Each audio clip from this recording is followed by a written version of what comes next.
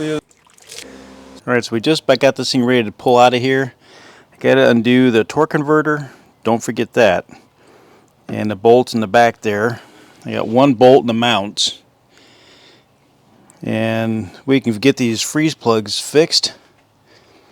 Looks like something was leaking a little higher than I had expected, so yeah, hopefully it's not too bad. We did order a new timing chain and a gasket kit. We will see.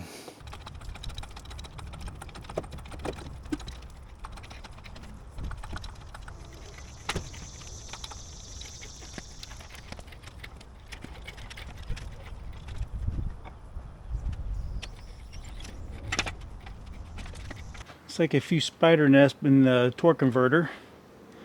I was hanging up on, I forgot to loosen up the dipstick tube for the automatic tranny. No doubt those were leaking. No doubt that was leaking.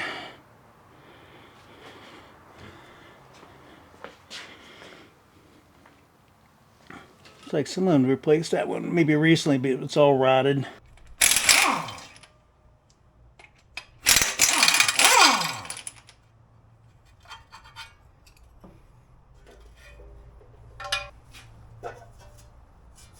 And when you got it out, take a minute, do stuff like your thermostats and your water pumps.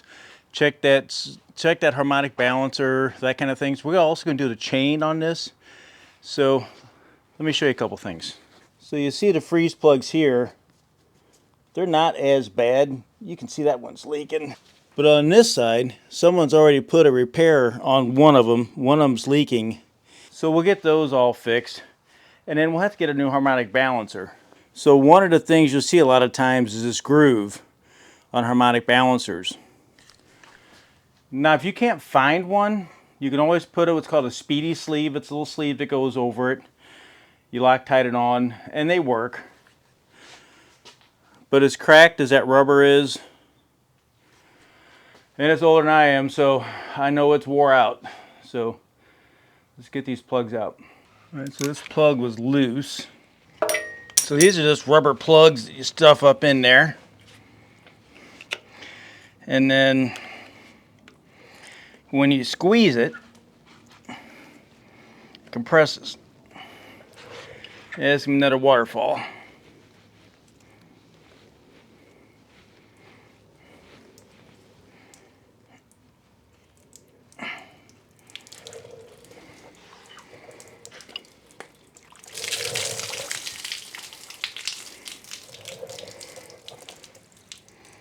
Anyway, you would just stuff that in there, and then you just squeeze it, and it compresses.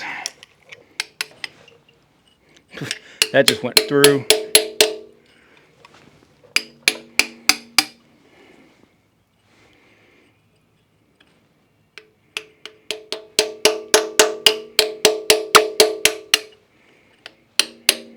This plug is just falling apart.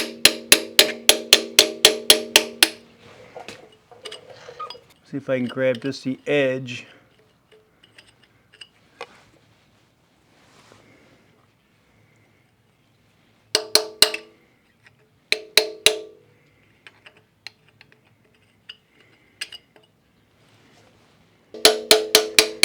There we go. Just got the edge.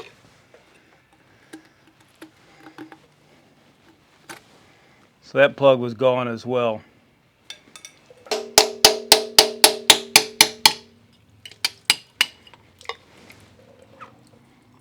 No, we'll lose it.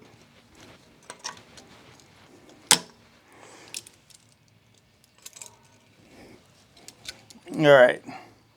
Yeah, so they were all gone.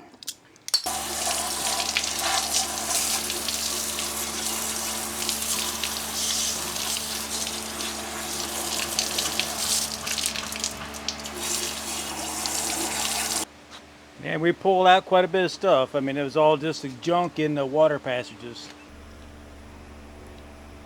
All right, so went through here and took some really rough sandpaper, got all the goo out of there, and then got those nice and clean.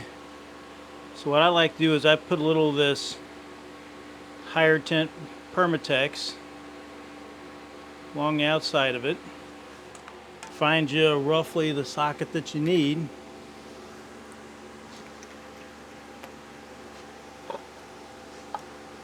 Work around the camera.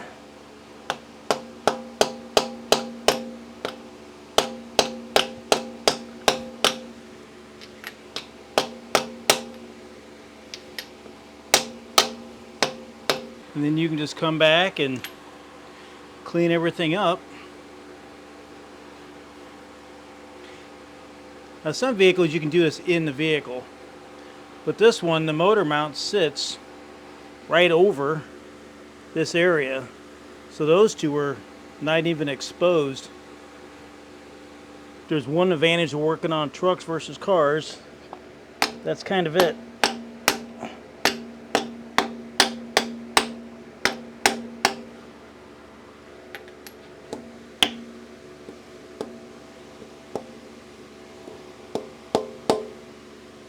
Alright, so we got the timing chain cover off. I think you wanted to watch me take bolts out. So we get that off, we drop the pan pretty easy. And you know, for a vehicle that's got, well, it shows 28,000. I figure it's at least 128,000. I mean, there's a little layer of goo on the bottom of it. I'm guessing that it's probably missed a few oil changes here and there. I'll have to roll this thing over and see how it looks. But overall, I mean, it's for the era of a vehicle. I mean, this wasn't running synthetic oils. I don't think all in all, not too bad. Chain, I mean, it was a little bit loose, but trust me, I've seen worse. I don't know if you guys remember the GMs. They all ran a fiber gear on the bottom for several years, and well, those were horrible. So let's roll this dude over and see what it looks like. I would have been easier doing the video for the plugs on this side. But just this way I can kind of take a look and see, you know, overall. I figure it's not a lot in the screen. I mean, we're not going to break it down all the way. I just wanted to take a good look at it and see, you know, major chunks.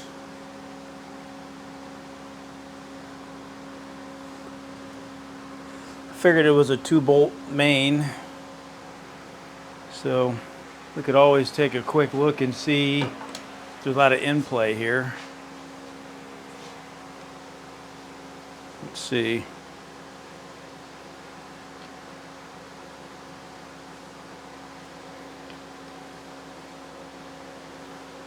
Don't see a lot, so that's a good thing.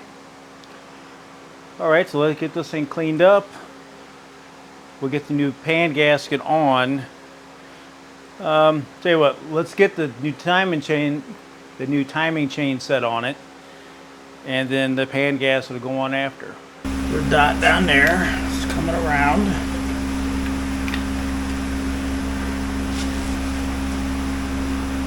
I'm looking at the skirts there as we do it.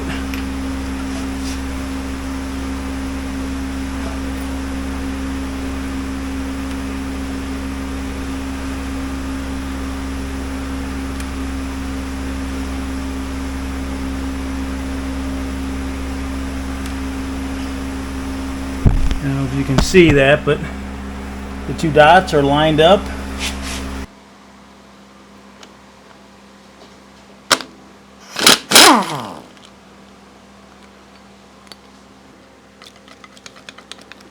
And the only thing holding on is the cam, is the pin, and just the body itself.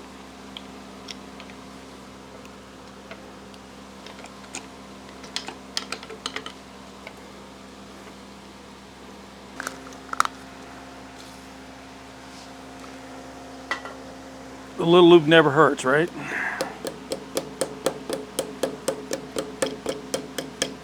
There we go. Might be some better names, but I've always had good luck with the Cloyd stuff, so no reason to change now.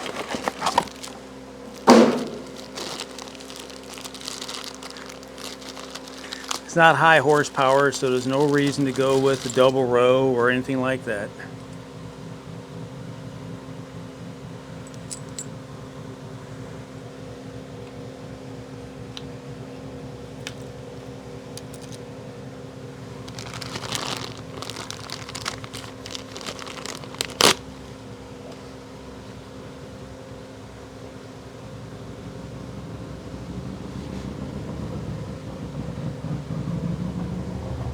You don't have to worry about which side is which because it's always got the dot there to line you up.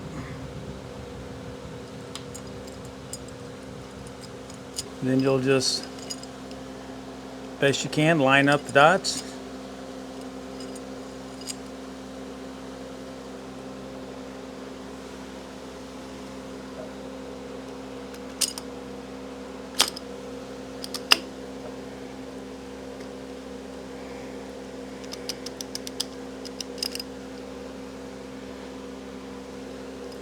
Okay, so I got to put the pin in. So let's find the pin. Should just be a 1/4 inch dowel or 5/16.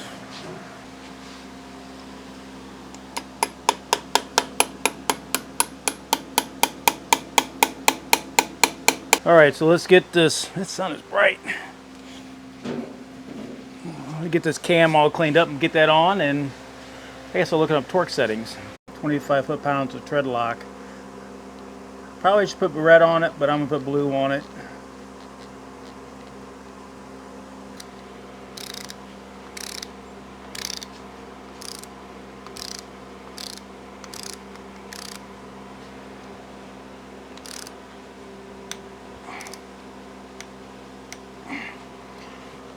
That's 25. All right, so we got to put the new seal in for the harmonic balancer. Get the old one out. I don't have an actual gasket puller, but what I think we'll be able to do is use a punch.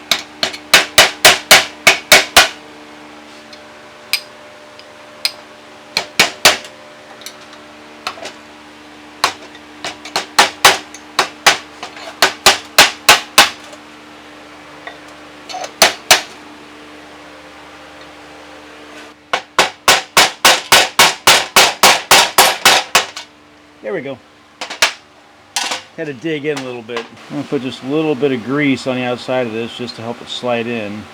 Should be enough tension, it's not going to come back out.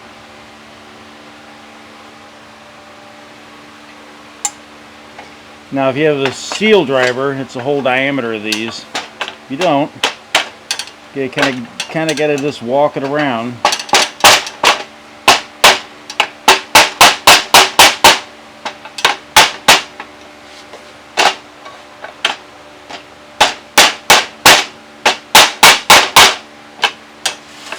Hold it and try to tap it in.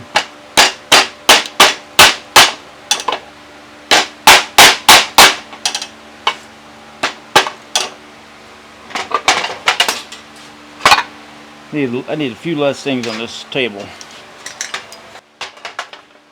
Okay, let's try this.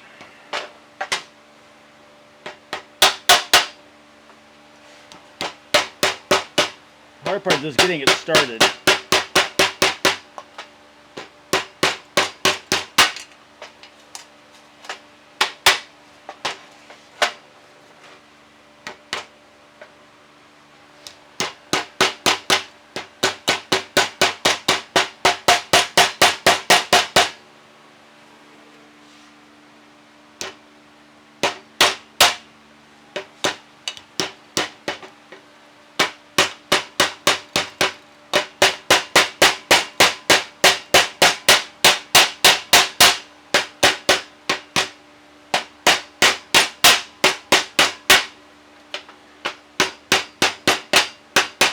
Once it starts going in,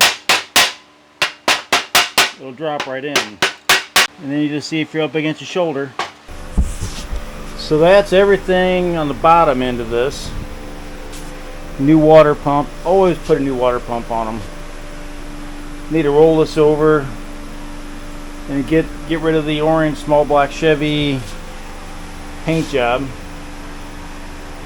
And we'll paint it like a Ford. One thing that was kind of nice, that Felpro gaskets I bought for the oil pan already had little steel studs or little steel spacers to torque against. You screwed these in and it would just snap the paint on over it, and it aligned everything. Pretty cool.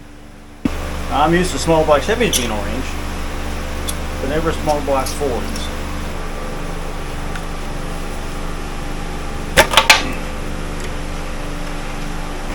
You can tell somebody like change oil on this thing.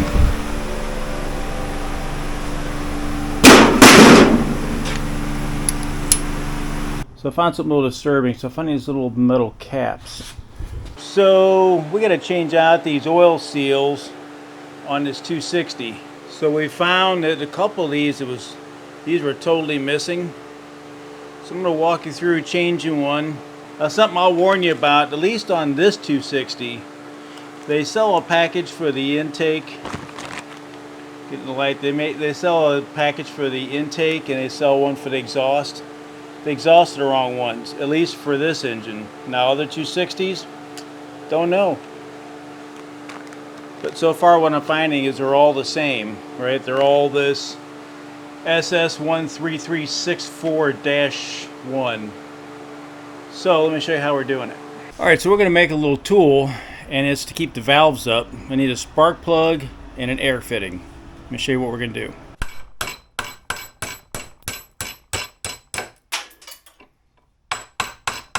We definitely don't need the electrode or any of that.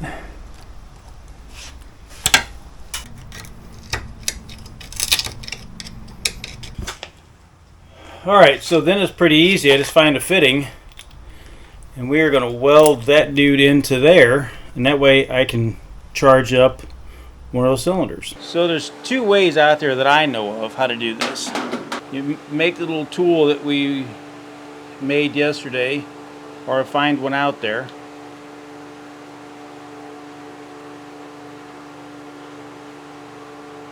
And it just takes its place of the spark plug.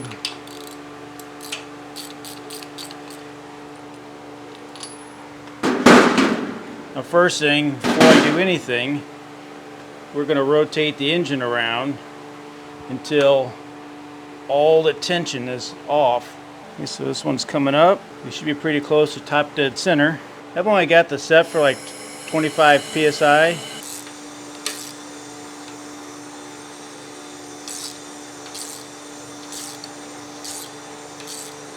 And all these will be the same, at least on this engine. So pretty much what you're doing on the intake, you're going to do for the exhaust.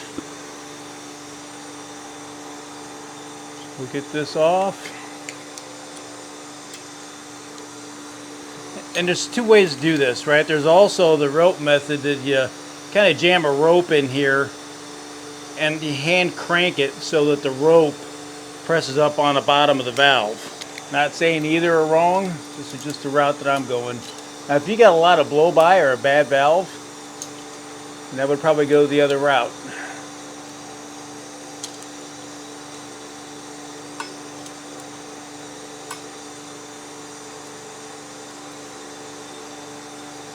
Now this valve tool, you rent these at, in this case, O'Reilly's. Just collapse the spring.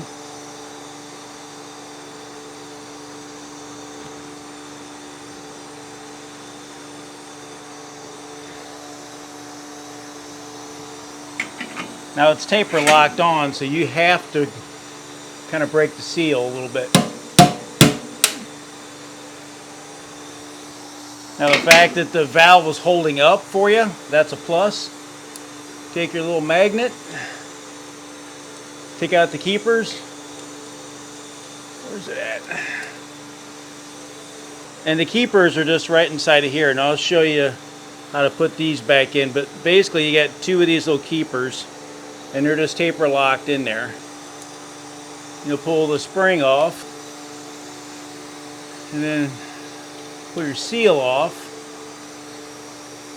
Now, maybe I don't got to replace them all, but the engine's out, so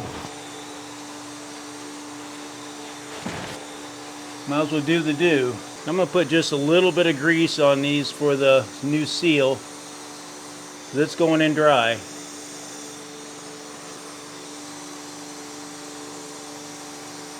It'll always wash off. Now this will go back on. So you'll just put your keepers back in here.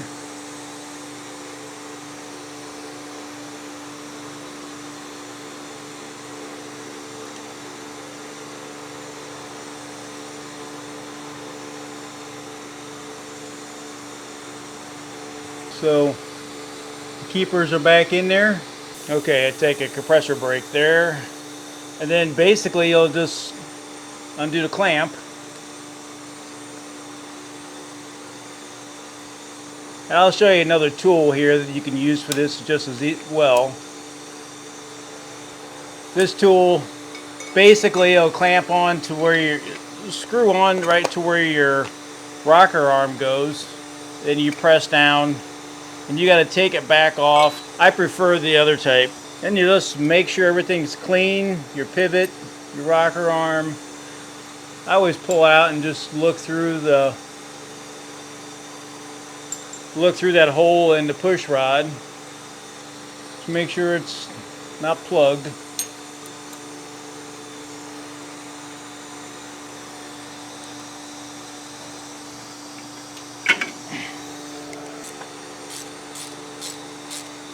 Then I just tighten it down till it's, try to remember how much stud was out. And you're probably going to have to adjust these once it goes back in the vehicle.